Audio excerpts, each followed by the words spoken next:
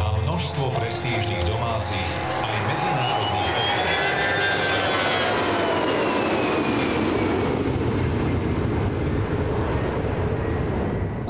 Repatrioval našich občanov. Touch and go, teda dotyk dráhy a teraz do vzletovej konfigurácie a opäť odlet Airbusu 319.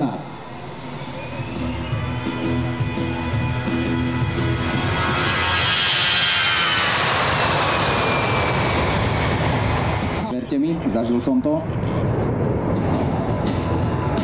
No a niečo...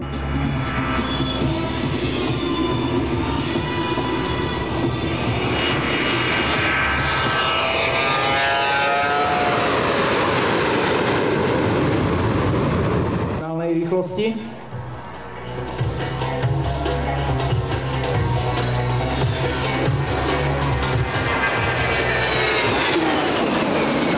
Maximálna rýchlosť, ktorou môže letieť v hladine pod 10 000 stôp, je 250 uzlov.